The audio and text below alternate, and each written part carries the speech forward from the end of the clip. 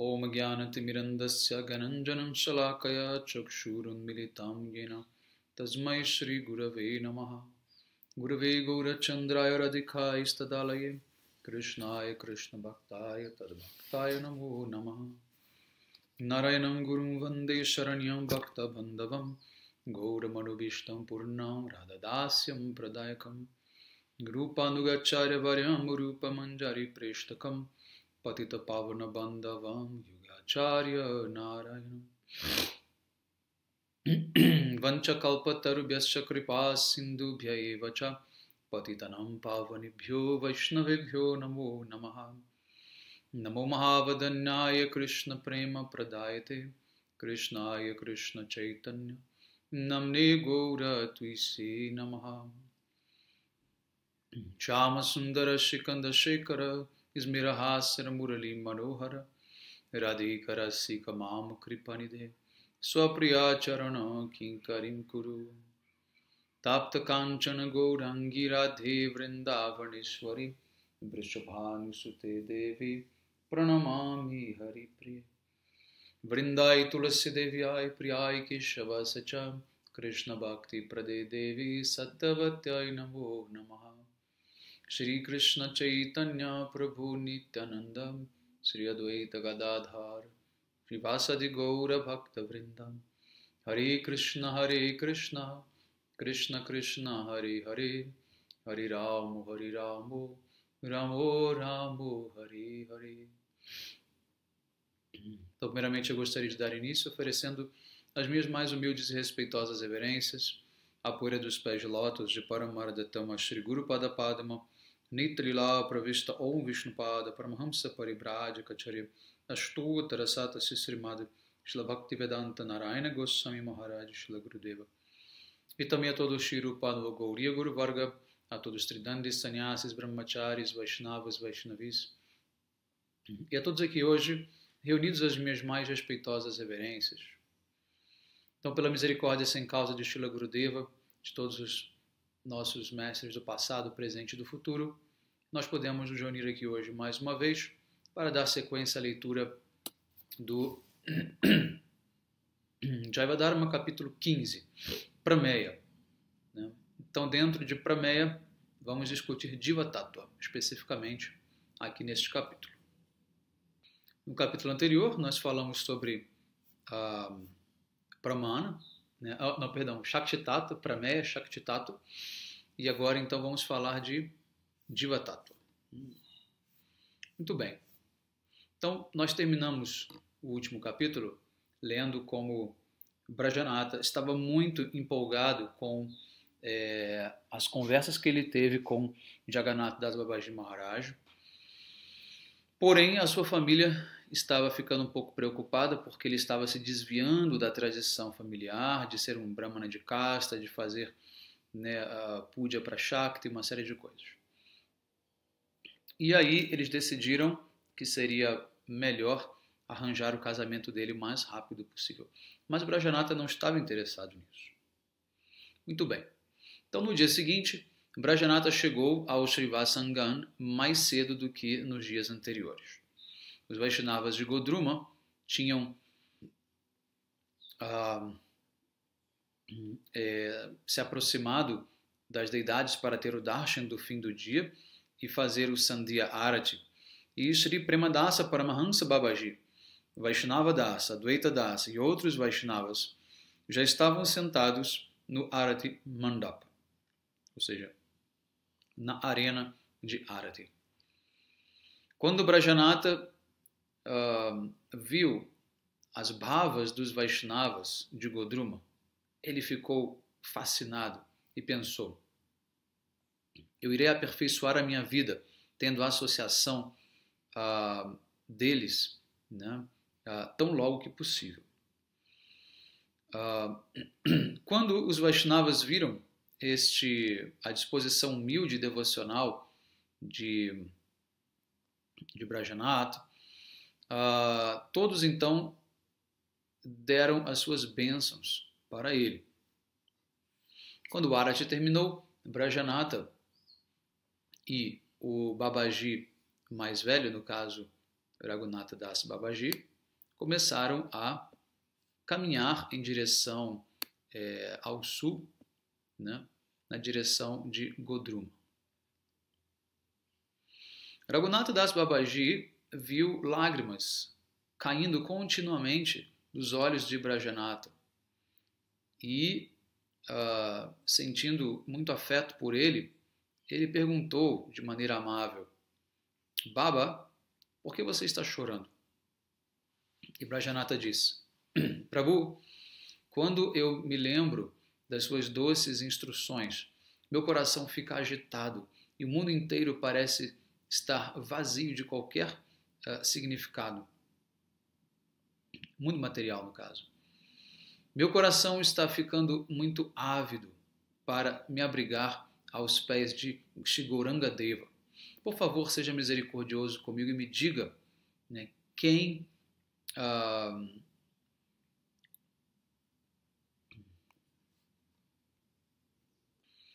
eu realmente sou e por que eu vim para este mundo.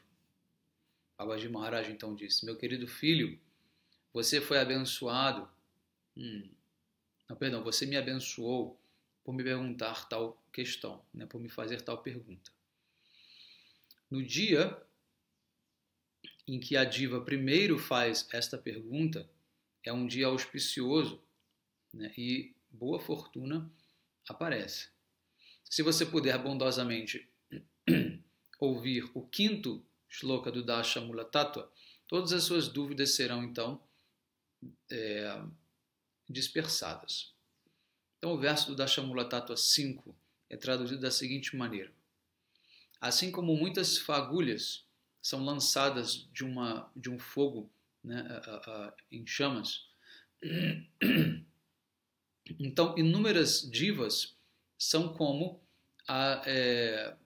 partículas atômicas e espirituais neste raio de sol espiritual que é Shri Hari, que é Deus.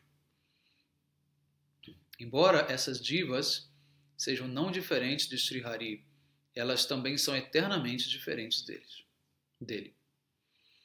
A diferença eterna entre a diva e Ishvara é que Ishvara é o senhor e o mestre de Maya Shakti, enquanto a diva pode cair sob o controle de Maya, mesmo no seu estado liberado, devido à sua natureza constitucional. E o Brajanatha pergunta: este é um Siddhanta excepcional e eu gostaria de ouvir algumas evidências védicas que corroborem isso. A declaração de Chaitanya Mahaprabhu é certamente como se fosse um Veda, mas ainda assim as pessoas elas irão aceitar os seus ensinamentos se os Upanishads puderem, né, consubstanciar, né, embasar esses princípios. Ou seja, ele diz: olha, eu tenho fé em Mahaprabhu, eu sei que o que Mahaprabhu diz é verdade, mas as pessoas de modo geral não vão crer nisso, elas precisam ter uma base comum de evidência, que no caso são os Vedas. Então, nada mais justo do que o Brajanatha perguntar, né, e pedir uma evidência dos Vedas, e com certeza Babaji Maharaj o fará e com muito gosto, né? Babaji diz: este tato é descrito em muitos lugares nos Vedas. Eu irei citar alguns deles. Tem um verso que diz: Yatagine kshudra vishpulinga vyucharanti evam mevasmadatmana sarvanibhutani vyucharanti. Brihadaranyaka Upanishad 2.1.20. Inúmeras divas emanam de Parabrahma, assim como pequenas fagulhas emanam do fogo.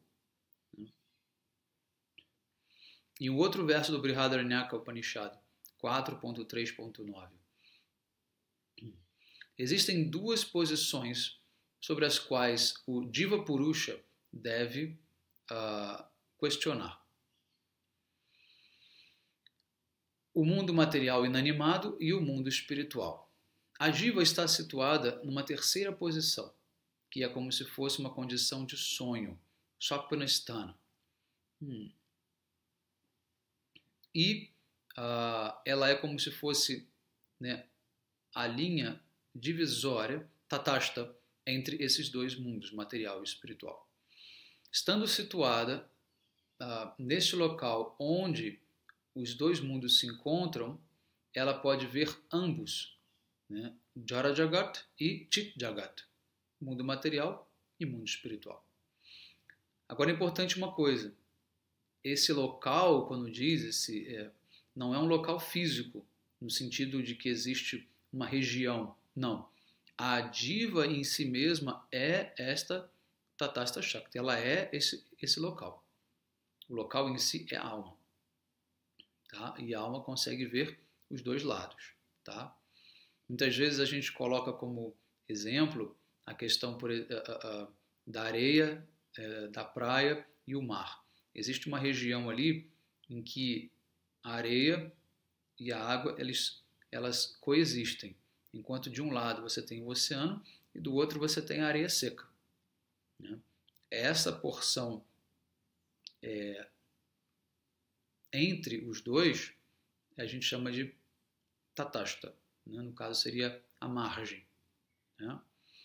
Então, só que no caso aqui não é um local onde as divas residem. A própria diva é em si este local.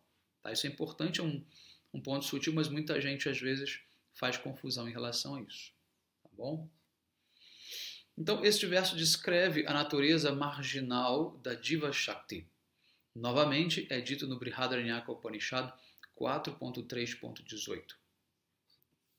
Assim como um grande peixe num rio, às vezes se move para a margem direita, às vezes para a margem esquerda, da mesma forma a Diva, estando situada em Karnajal, ou seja, a água que causa, né, a água causal, né, o oceano causal, a água causal que está entre, né, o mundo inerte e o mundo consciente. Também gradualmente se move de um lado para o outro. Né? O local de sonho e o local do despertar. O local do sonho é Maya. O local do despertar é a morada espiritual. Então, Prajanata pergunta, qual é o significado vedântico da palavra tatashta? Babaji responde, o espaço entre o oceano e a terra é chamado de tata, ou, como se fala, orla. Né? Orla. Isso chama-se tata, que é a orla marítima, né? Aquela faixa entre, né, o oceano e a terra. Mas o local que toca o oceano é, na verdade, nada além do que terra. Então, aonde está essa orla? Essa tata é uma linha de demarcação separando o oceano e a terra. E ela é tão tênue que ela não pode ser vista com os olhos grosseiros. Se nós compararmos a morada transcendental como o oceano e o mundo material como a terra, então esta tata é uma linha sutil que divide os dois. Né? E a Diva Shakti está situada neste local onde os dois se encontram. As divas são como partículas atômicas incontáveis, né, de luz dentro dos raios solares. Estando situada a meio caminho, as divas elas veem o mundo espiritual de um lado e o universo material criado por Maya do outro. Assim como a Shakti espiritual de Bhagavan de um lado é ilimitada, Maya Shakti do outro lado é também muito poderosa. Então, as divas, as incontáveis divas sutis, estão situadas entre essas duas realidades. As divas são marginais por natureza, porque elas podem se manifestar, porque elas se manifestaram da Tatastha Shakti de Krishna, a potência marginal dele. Então Brajanata diz, o que é Tatastha Swabhava, ou seja, a natureza marginal? Babaji diz, É a natureza que permite que você esteja situado entre ambos os mundos, né? E ver ambos os lados. Aqui o exemplo do peixe é muito interessante. O peixe, como vocês sabem, ele tem o quê? Olhos laterais. Então, automaticamente o peixe vê dos dois lados, né? Então, a diva também tem essa capacidade de ver tanto o mundo material quanto o mundo espiritual.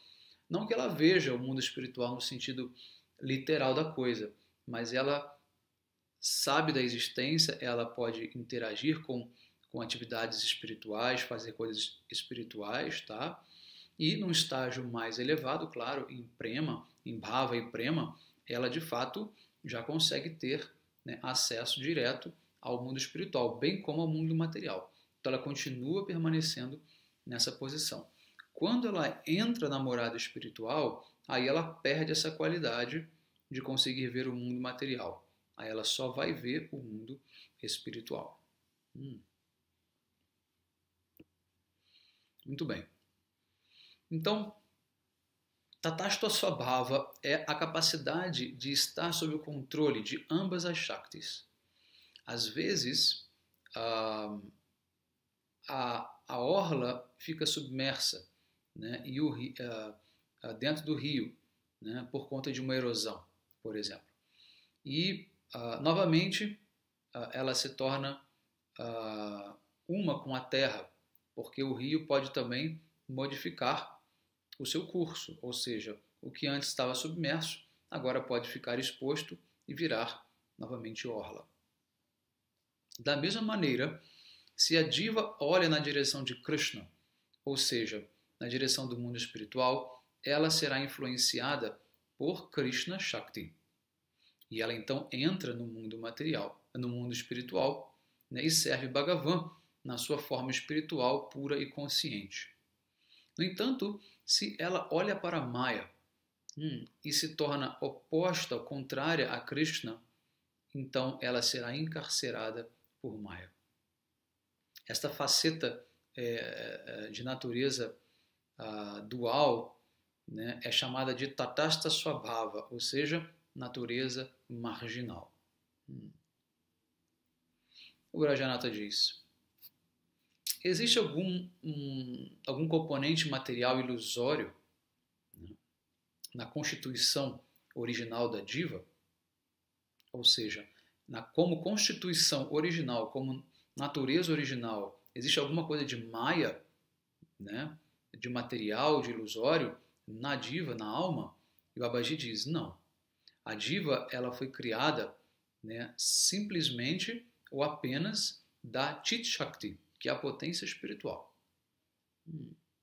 Ela pode ser, no entanto, encoberta por Maya, porque ela é muito pequena, ela é atômica, né, diminuta por natureza, e, portanto, ela carece de poder espiritual para lutar contra Maya. Mas não existe nenhum traço de Maya na existência da diva em si. Tá? Isso é muito importante entender. A alma é totalmente espiritual. No entanto, com uma capacidade muito ínfima, né? E em consequência disso, ela não consegue, vamos dizer assim, ficar livre da influência negativa de Maya. Né? Então, o Brajanata pergunta: eu ouvi do meu professor, né, anterior, que quando uma fração da consciência de Brahma, né, o qual é o aspecto onipresente da verdade absoluta, está encoberto por Maya, ele se torna então a diva. Ele explicou que o céu ele é sempre indivisível, sempre infinito. Mas quando uma parte dele está, vamos supor, refletida dentro de um pote, né, ele se torna um pote, né, de céu. Ou seja, aquela porção do céu está sendo limitada dentro daquele pote. Da mesma forma, a diva é constitucionalmente Brahma, Mas quando este Brahma está encoberto por Maya, o falso ego de ser uma diva se desenvolve. Essa concepção está correta? Ele pergunta. Então vejam bem, essa é uma pergunta muito recorrente, é uma dúvida muito recorrente. E é uma imagem que quase todos nós já tivemos ou temos sobre a nossa própria natureza, porque é muito sedutor você achar que você é o próprio todo, né? E aí você acaba encontrando argumentos lógicos que parecem fazer todo sentido, né, para justificar esse sentimento, né, ou essa necessidade, essa carência de querer ser Deus, né, e não se contentar em ser um servo de Deus. Então você parte de uma premissa errada, né, e usa argumentos lógicos que parecem ser corretos, né? Então o que o Babaji Maharaj vai dizer? Olha, essa doutrina é apenas Mayavada, é Mayavadismo. Como Maya pode tocar Brahma? Os Mayavadis propõem que Brahma não tem potência, né? Se a potência, então, é supostamente não existente, como que Maya, que é uma potência, possivelmente pode se aproximar de Brahma, né? Da mesma forma, se nós aceitamos a potência transcendental de Brahma, né, como Maya, que é uma Shakti insignificante, pode derrotar Chit Shakti e criar a diva de Brahma. Além disso, como Maya pode ser bem-sucedida se ela não tem uma potência independente, né, e um livre-arbítrio? Brahma é indivisível. Como ele pode ser dividido? A ideia de que Maya pode agir sobre o Brahma é inaceitável. Maya, ela faz um papel de... Maya não atua de maneira nenhuma sobre a criação das divas. Tá? Isso é muito importante entender. Mas a diva, ela é apenas atômica. No entanto, ela é superior, né, como tátua em relação a Maya. Apesar de nós sermos encobertos por Maya, como princípio, como tátua, nós somos superiores a Maya, porque nós somos Chit Shakti, nós somos um produto, nós somos, na verdade, idênticos a Chit Shakti, né, enquanto qualidade, enquanto que Maya não, né? Muito bem. Então, essa ideia ela é muito simples da gente rebater, da seguinte maneira. Eu vou tentar repetir de maneira, com outras palavras mais fáceis. O exemplo dado foi que o céu é infinito e ilimitado. Não tem como você tirar um pedaço do céu, né? No entanto, se você coloca um pote cheio de água, você vai ter ali uma parcela, uma parte desse céu refletido, né? Então, o que vai acontecer?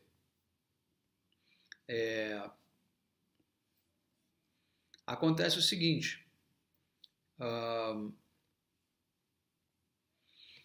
aqui compara-se Brahma ao céu, né, e a diva ao reflexo do céu naquele pote. E Maya é o pote.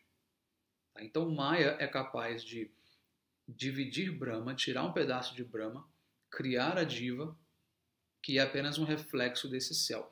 No entanto, como o céu é infinito, qualquer pedaço que você tire desse céu também será, por natureza, infinito, né? Enquanto princípio, não enquanto existência, porque ele está delimitado pelo pote.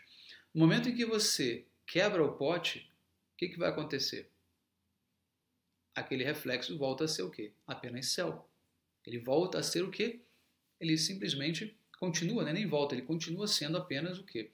O céu original refletido.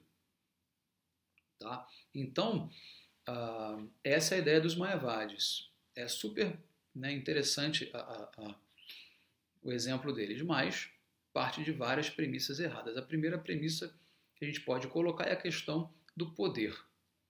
né? Bom, e da capacidade, no caso. Se Brahma é infinito, onipotente, né, onisciente, ele jamais pode ser dividido, ele jamais pode ser desmembrado, e muito menos por Maya, que é um subproduto dele. Ele pode talvez, né, ser dividido pela sua própria potência, por ele mesmo, né, mas não por Maya. Maya é um subproduto de Brahma. Maya é relativo, Maya não é absoluto. Então, como é que pode um aspecto relativo, um ente relativo, né, ser capaz de encobrir um ente absoluto? Né? Isso é totalmente impossível. Tá? Então, por essa razão, a diva não pode ser Brahma, porque Brahma não pode ser iludido por Maya, pela própria potência que é Maya. Tá? Isso seria impossível. Agora você pergunta, ué, mas a alma não está iludida aqui na Terra? Tá, justamente porque ela não é Brahma. Justamente porque ela é apenas parte e parcela de Brahma. Ela é igual a Brahma em qualidade e diferente em quantidade. Se ela fosse igual em quantidade, se ela tivesse o mesmo poder que Brahma, ela jamais poderia ser encoberta por Maya. Ela jamais poderia ser reduzida por Maya.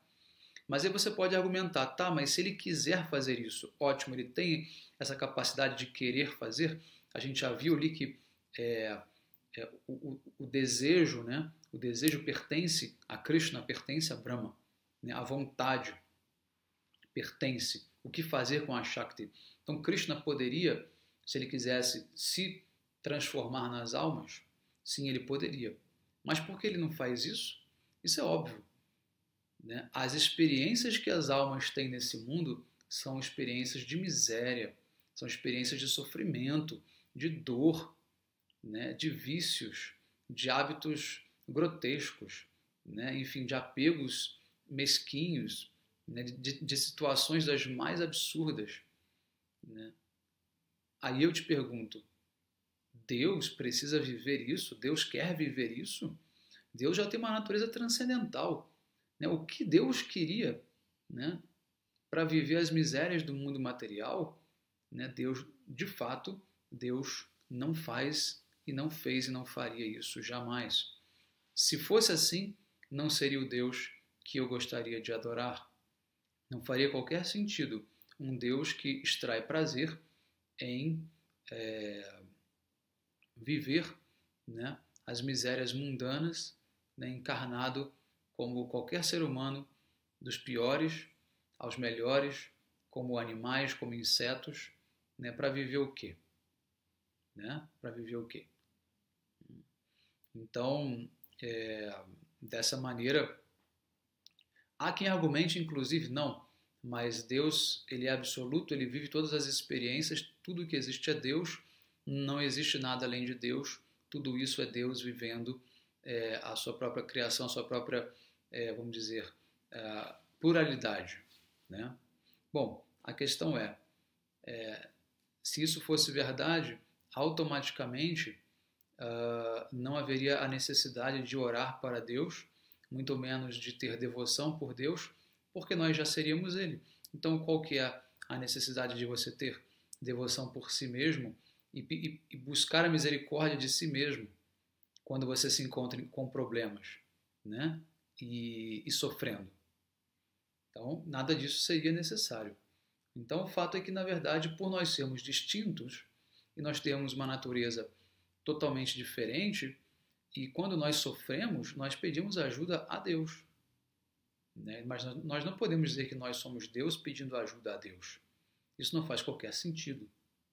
Né? Afinal de contas, Deus não precisa de pedir ajuda, ele já é o onipotente, ele já é o onisciente. Né? Seria reduzir esse argumento Mayavadi, ele na verdade reduz Deus a um ente quase que esquizofrênico, né? Um ente esquizofrênico, um ente fraco, né? Seria um ser, né, desprovido, né, da grandeza, né, da imponência que ele merece. Seria um Deus que se vicia, né, um Deus que se perde, Isso não é Deus, isso não pode ser Deus. Deus não pode se perder. Né? Então, dessa maneira, não faria qualquer sentido esse argumento Mayavada. Tá bom? Muito bem, então a conversa continua e nós vamos dar sequência na próxima aula. Um bom dia a todos, Hare Krishna, Vanchakalpatarubhyascha kripa sindhubhya eva cha, Patitanam pavanebhyo Vaishnavebhyo namo namaha.